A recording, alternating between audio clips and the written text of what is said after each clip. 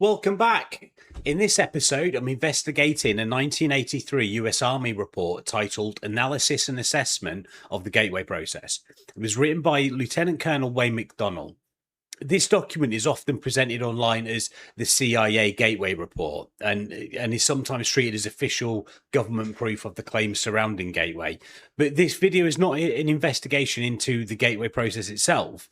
Gateway was developed by Robert Monroe and the Monroe Institute.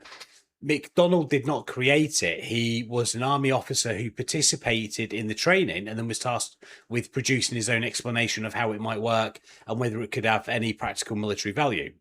It's this explanation I'm investigating. What McDonnell claimed, the sources he relied on, whether he interpreted those sources accurately, and whether his reasoning stands up to scientific scrutiny. Finding problems with McDonnell's report does not disprove Gateway. It doesn't invalidate the experiences reported by the participants, and it does not tell us everything the Monroe Institute may or may not have discovered through its own research. The process and McDonnell's explanation of the process are related, but they're not the same thing. That distinction is the basis of this entire video. I'm not attempting to prove or disprove Gateway, and I'm not setting out to dismiss the experiences people have reported. I haven't examined the entire history of the Monroe Institute, every experiment it carried out, or decades of participant accounts. Doing that properly would require a separate investigation and probably an entire series. What I'm looking at here is Wayne McDonnell's 1983 report, why it was written, what he claimed, the evidence he relied upon, and whether his explanation stands up to scrutiny. But first, like and subscribe. I'm back in the plausible standard room. Nothing's changed. The whiteboard isn't up still. There is a fan going in the background, so sorry if you can hear any background noise. It is quite warm. If you see like sweat dripping from my brow, it's not AI. It's quite hot. Well, it's hot for me anyway. So the questions here are slightly different from those usually asked about Gateway. Was this really a CIA program? What was the military's involvement? Why were intelligence personnel being directed to work with Gateway? And how reliable was McDonnell's attempt to explain it to them? The first question is fairly straightforward. Was Gateway a CIA program? Not in the way it's commonly presented online. The Gateway process was developed outside the government by Robert Monroe and the privately operated Monroe Institute. The document we're examining, again, as I stated before, was written for US Army intelligence and later entered the CIA reading room. Its presence in the CIA archive is completely genuine, but that doesn't mean the CIA invented Gateway or originally operated the program. McDonnell was an army officer who took part in the Gateway training and then was tasked with assessing its possible mechanisms and practical value for the military. He didn't create the process, and he wasn't writing on behalf of the Monroe Institute either. He was a participant attempting to make sense of what he had experienced and present an explanation to a military audience. That distinction is central to this investigation. McDonnell's report is not the Gateway process, and it is not the original research behind it. It's his interpretation of the process. Furthermore, I mean, consciousness itself is still something we understand very little about. Certainly not enough for me to claim that every unusual experience can be neatly explained away. I'm therefore not going to pretend that this report can settle whether consciousness can exist beyond the physical body, and I'm not claiming that I can settle it either. What I can do is examine the specific scientific explanation McDonnell gave and ask whether his claims were properly supported. And furthermore, something which I think is actually more important, why were the army so interested? So I've recorded this, but this has gone in after. I'm going to do the military connection first, and then the analysis of his report later, because it gets a bit heavy on the report, and I think he's highly critical. I'll state that now. If you're intrigued as to what the criticisms are of his report, by all means watch to the end. That's fine. But I'll go in with what I think actually is quite interesting about this report first. But and this is where you bring the kind of military aspects into this. It is an important document.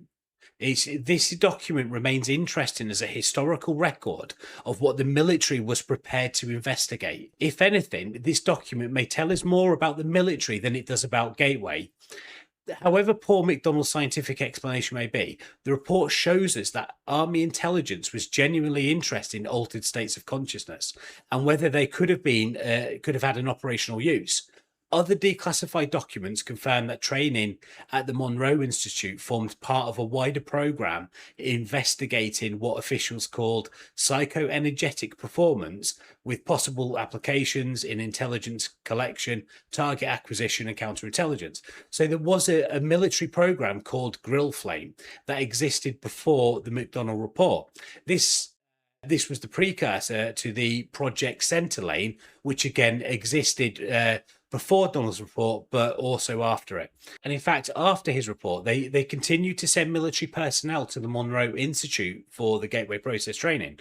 I have to state here, this led me down a bit of a rabbit hole of declassified documents, and it is very interesting. So whilst I think McDonnell's report is not really a report, it's more of a pondering of total misunderstanding of principles in science, I absolutely think the military took this stuff seriously, probably despite his report. In all honesty, if they sent him there, they've probably got several people that's kind of doing this stuff. And I mean, I looked at some of the credentials of the people that they hired on this, proper doctors, all the rest of it. So I can't imagine they actually took his report too seriously in terms of the science. You know, in all honesty, his explanation was probably an insult to the Monroe Institute, and I'm pretty sure they're probably not happy about it. Nonetheless, the military definitely used this process. So much information is contained within these documents about this phenomena. So here's a snapshot from the Grill Flame Project report by the Defense Intelligence Agency and Directorate for Scientific and Technical Intelligence. This seems to be the closing document for the Grill Flame. Over 3 years in the early 80s, 1.5 million was spent on this project, which doesn't seem a lot in terms of the military budget. But remember, these were special access programs, so normal clearance wasn't even enough to gain access to them. Hence, in the previous report on Centerlane, there is clearance levels within the special access programs themselves. So I think it went up to, that one said category 4, and that's not even an official military clearance. That's a clearance within special access program. There's so much information in relation to special access programs that led up to and after this. It would be at least another video, if not a video series. I feel that in order to understand what was going on here fully, that I would need to look through this chronologically and present what I find. Clarity, I'm not saying that this phenomena exists or it doesn't. It's just interesting that the government, through a period of about 4 to 5 years, or likely more, and that's just based on this instance, without delving into the subject any further than I have so far. They took this serious enough to have teams investigating it and deemed it a potential valid threat to national security, which is very interesting indeed. And I feel I'll be covering a bit more of this going forward.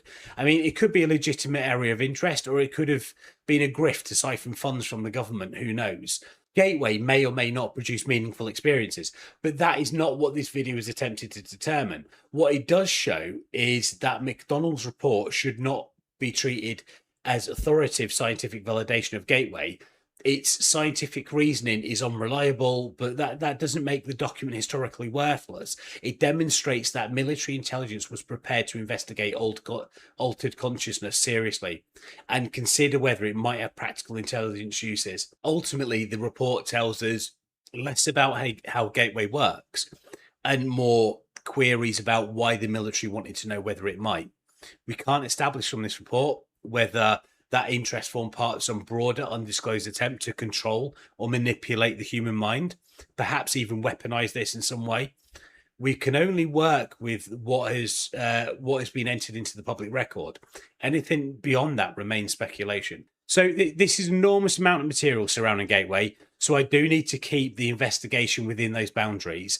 I'm going to concentrate primarily on McDonnell's report, the sources he used, and later research directly relevant to the claims he makes. This is an investigation of the report. I have to state that again, not a verdict on Gateway. So to start with, the report does contain one line that reveals something genuinely intriguing about the military's involvement. In the opening memorandum, McDonnell says that he hopes his report will become a useful guide for other USAINSCOM personnel who are, in his words, required to take the Gateway training or work with Gateway materials. So USAINSCOM was the United States Army Intelligence and Security Command. And I think the word required is worth pausing over. It suggests that for at least some personnel, working with Gateway wasn't simply a matter of private curiosity or voluntary interest. It formed part of something they had been directed to undertake as part of their work. Remember, he is a Lieutenant Colonel, McDonnell, in military intelligence. That single sentence doesn't prove the existence of some enormous secret gateway operation, and I don't want to pretend that it does, but it leaves some perfectly legitimate questions hanging. Who required these personnel to take the training? How many were involved? What exactly were they expected to do with it? And how seriously was its potential use in intelligence being considered? McDonnell doesn't tell us within this report. So I'll be straight up. The next section is highly critical of the report. As I worked through the report, there were numerous glaring errors. So, and this is why I've reiterated it so many times, that the analysis of his report is not a direct reflection of the gateway process. It's two separate things. And hence why I've separated this into sections of the report itself and the wider implications of why the report was actually created, or something along those lines. And as I stated, this might be hard for some to hear, but please bear with me as later on when I get to the military connection, it kind of comes back round again. So when reading the report, I was doing line-by-line analysis of it, and I'll state the first section doing this only, and even just as an illustration of the analytical depth and justification in my conclusion of the report and its inconsistencies therein. So let's start with the hypnosis paragraph of section 2. He mentions a Ronald Stone. I can't find anything about a Ronald Stone, so not sure who this person is or their credentials. But a Ronald Stone published an auto-hypnosis, a step-by-step guide to self-hypnosis in 1982, 1 year before the Gateway Report. Stone described the left hemisphere as illogical and responsible for reality testing, while associating the right hemisphere with emotion and imagination. He proposed that hypnotic induction reduces the left hemisphere's reality testing function, allowing suggestions to be accepted as real and acted upon by the nervous system, which is strikingly similar to the one presented by McDonnell in the Gateway Report. It raises a brow here that his name may be spelt wrong if this is the same person. Further to this, Ronald Stone was principally an economist and academic. When auto-hypnosis appeared in 1982, he held a BSc and MA degrees and was becoming a senior lecturer in economics at the University of Stirling, although later sources associating with qualifications and professional membership in psychology and clinical hypnosis. It's unclear whether he possessed those credentials at the time of the Gateway Report. He was not a neuroscientist or medical doctor, so his explanation of hypnosis and brain hemispheres should be treated as popular theoretical model rather than established neurological research. Another point is that the concept of the left brain, right brain is slightly misleading and outdated. McDonnell presents hypnosis as a means of bypassing the brain's normal screening process, according to the theory he attributes to Ronald Stone and Isaac Bentov. The verbal and analytical left hemisphere evaluates incoming information, whereas the non-verbal and emotional right hemisphere accepts what the left permits to pass. Hypnotic induction supposedly distracts or disengages this left hemisphere screening, allowing suggestions to reach the right hemisphere unchallenged and produce sensory, motor, or emotional responses. Although hypnosis can genuinely alter perception and bodily sensation, McDonnell's rigid division between the critical left hemisphere and an unquestioning right hemisphere, and his language of directly accessing pleasure centers, again reflects an outdated and oversimplified neurological model. McDonnell is not proposing the broader idea that individuals possess either a left brain or right brain personality. He describes a specific filtering mechanism in which the analytical left hemisphere normally screens information before passing it to an allegedly non-critical right hemisphere. Hypnosis, he claims, distracts this screening process so that suggestions can pass unchallenged and influence sensory, motor, and emotional responses. Nevertheless, this still depends upon an overly rigid and now outdated division of mental functions between the two hemispheres. A superficially similar modern therapy is actually eye movement desensitization and reprocessing, or EMDR. It was first published by Francine Shapiro Shapiro in 1989, 6 years after the Gateway Report. In EMDR, a patient records a targeted traumatic memory while undertaking side-to-side eye movements or another form of bilateral stimulation. I think they can be combined with eye movements and also sensory information either side as well. However, EMDR should not be interpreted as evidence of McDonnell left-right hemisphere mechanism. Its precise mechanism remains debated, with research suggesting that dividing working memory resources may make a recalled memory temporarily less vivid and emotionally and less emotionally intense. There is no established evidence that EMDR works by alternately activating the two hemispheres or by bypassing one hemisphere to access the other. But in the same breath, there's nothing that states otherwise. The mechanism for such things isn't really understood. Basically, this is an interesting, though uncertain, comparison with EMDR, which uses alternating bilateral stimulation, usually by side-to-side eye movements or some other sensory stimulation. I mean, ultimately, because EMDR's precise mechanism remains incompletely understood, it is possible that the rhythmic alternation itself contributes to changes in attention, arousal, or memory processing. However, current evidence does not establish that this occurs through alternating activation of the cerebral hemispheres or through the kind of left to right bypass proposed in the Gateway Report. The comparison therefore suggests that pattern sensory stimulation may affect cognition, but it does not validate McDonnell's specific neurological explanation. EMDR's clinical effectiveness for PTSD is reasonably well established, but the mechanism responsible for that effectiveness, and especially the precise role of alternating bilateral stimulation, has not been conclusively determined. And I've checked as well. So Francis Shapiro developed in 1989, and there doesn't seem to be any link with the Monroe Institute or the Gateway Experience either or EMDR in general. Okay, so now we move on to the transcendental meditation. So this is the third paragraph of section 2. And in the opening paragraph, the claim, in this technique, intense and protracted single-minded concentration on the process of drawing energy up the spinal cord ultimately results in what appears to be creation of acoustical standing waves in the cerebral ventricles, which are then conducted to the grey matter in the cerebral spinal cortex on the right side of the brain. So McDonnell's account of meditation should be treated as a speculative hypothesis rather than established neuroscience. It derives from Isaac Bentov's I think was it Physio Kundalini model, in which Bentov explicitly postulated rather than experimentally demonstrated that heart-generated acoustic sounding waves form in the cerebral ventricles and stimulated the cortex.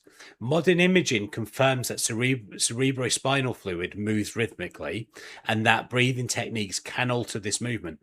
However, these are understood primarily as respiratory and cardiovascular effects, and they do not validate the proposed ascent of energy through the spinal cord.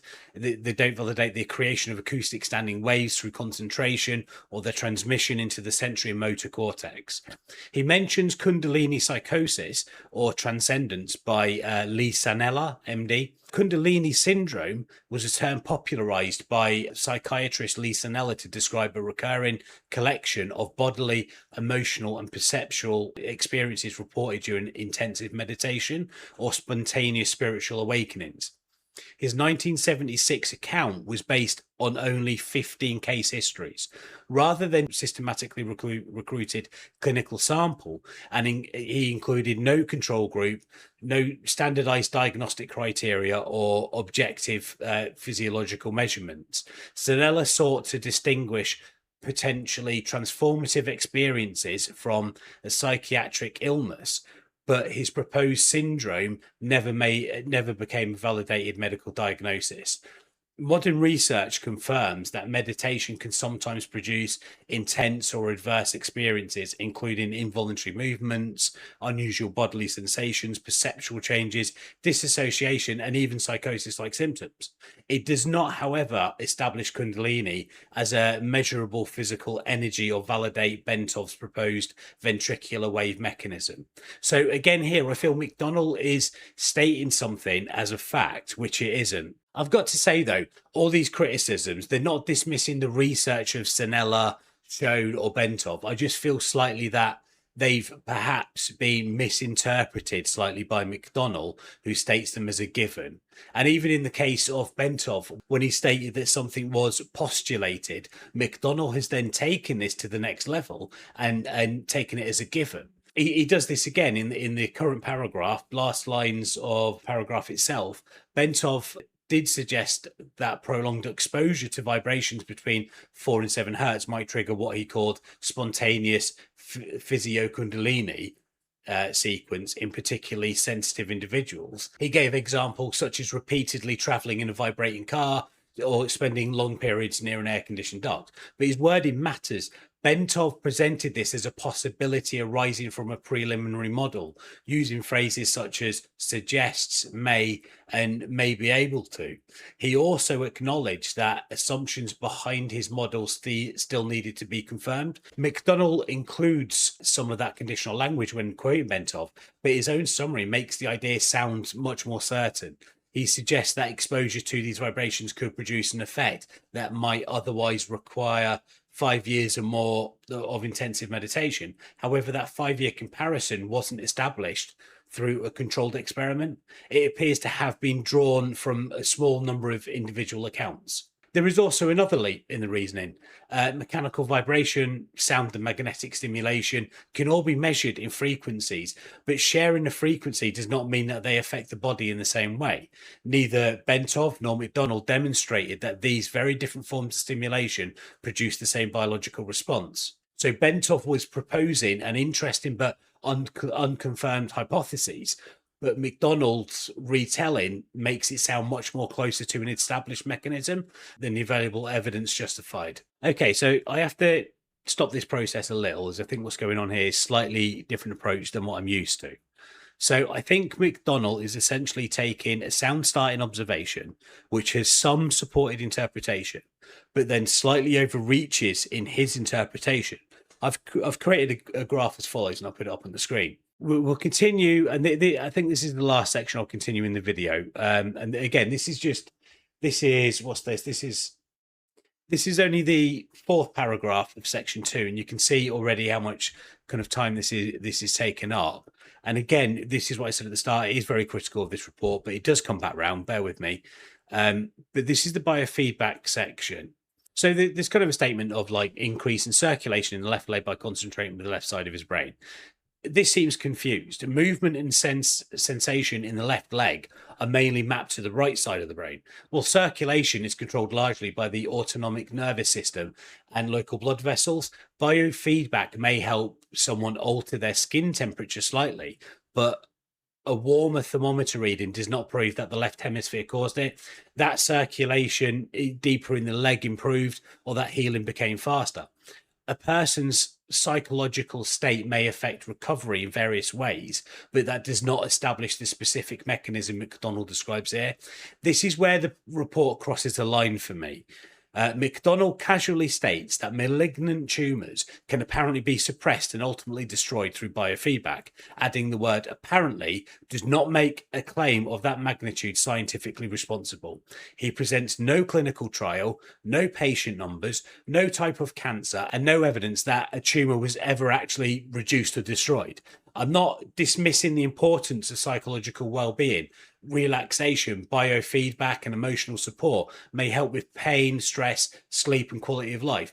But helping someone cope with cancer is completely different from treating the cancer itself. Suggesting otherwise without extremely rigorous clinical evidence is dangerous, particularly if it encourages someone to mistake supportive care for an alternative to medical treatment. So at this point, I'm only still 5 pages into the report. The report's 30 pages long. I could continue fact-checking it sentence by sentence, but that would turn this video into an extremely long catalogue of individual problems. More importantly, the same pattern is already repeating. McDonnell begins with something real or potentially plausible, attaches a speculative explanation to it, and then presents conclusions that go considerably further than the available evidence. I have been included this early line by line examination because it reflects how my understanding developed as I researched and wrote. I have therefore decided to stop the line by line analysis here. And this is not because every statement in the remaining pages must necessarily be false, and I'm not claiming to have independently tested every later argument. It's because the report's early scientific foundation has already proved unreliable. So from this point, I will concentrate on what the document represents historically and why military intelligence was interested in these ideas. And at this point, I just restate the scope as well, because otherwise my criticism could easily be taken the wrong context. These are not criticisms of the gateway process, it's of this specific report. And again, bear with me on this, as it does get interesting when we consider the military connection further. That's coming up in a minute. First, I really have to state the following, though. McDonnell claims on his conclusion that there is a sound rational basis in terms of physical science parameters for considering the gateway to be plausible in terms of its essential objectives. So look, not taken away from the experiences of those that were participants, there's a lot of stuff we don't understand in this universe. In fact, we likely understand only a tiny, tiny fraction of it. So we can't really dismiss any of these experiences as non-valid and not real. So this analysis is in relation to his scientific claims based on our understanding at the time he wrote this report, which is what he's trying to claim here. So that's a fair criticism. Some of these are minor mistakes. Others, such as suggesting biofeedback can destroy malignant tumors, are far more serious. And don't get me started on his physics errors and his interpretation of quantum entanglement, or his claim that physicists describe time as a measurement of energy or force in motion, or that electrons orbit atomic nuclei in the same way planets orbit stars. Quantum mechanics replaced that planetary model decades before this report. Electrons occupy quantum states described by wave functions and probability distributions, not miniature planetary paths. These are just wrong. And then there's the bibliography, which is frankly appalling. McDonnell makes sweeping claims across biology, neurology, medicine, quantum mechanics, cosmology, yet provides virtually none of the scientific groundwork necessary to support them. There is no recognized physics textbook, no primary physics paper, no anatomy or neurophysiology source, no controlled biofeedback research, and certainly no oncology evidence supporting the suggestion that malignant tumors can be destroyed. There are no meaningful calculations, equations, measurements, controls, or statistical results. His physics rests largely upon Bentov's speculative trade book and Science Digest article, while other sources include Monroe's autobiography, which is an illustrated book about the spiritual symbolism of spirals, an explicitly subjective article from Mother Earth News. So Sanella's book provides only 13 selected Kundalini cases, and the one genuinely substantial academic work, Charles Tart's anthology on altered states, does not support McDonnell's extraordinary physical mechanisms. McDonnell repeatedly invokes respected names such as Bohr, Gabor, Pribram and Bohm without citing their original research, while psychologist Ronald Stone, upon whose supposed theory the hypnosis section is based, it does not appear in his bibliography at all. This is not merely a short bibliography, it's a bibliography fundamentally incapable of supporting the claims placed upon it. If this had been presented honestly as a speculative philosophical essay, that would be one thing. But as a purported scientific explanation sent to the military intelligence, is indefensibly weak. The report borrows scientific terminology and the names of genuine phenomena, but supplies almost none of the rigorous biology, medicine, physics required to connect them. His reading list is very clearly biased. He hasn't seemed to approach this in an open way. There is somewhat of an already preconception or pre-conclusion in his mind beforehand, and is almost trying to legitimize this by invoking such names as previously mentioned. Look, again, I have to say, I'm repeating myself, I know, but this doesn't take away from the experiences or the legitimacy of the gateway process. It's about this specific report. Like and subscribe and comment as well. What do you think about all this? I like all the comments. It's great hearing all the different ideas that we all have. It's fantastic. It really opens the mind.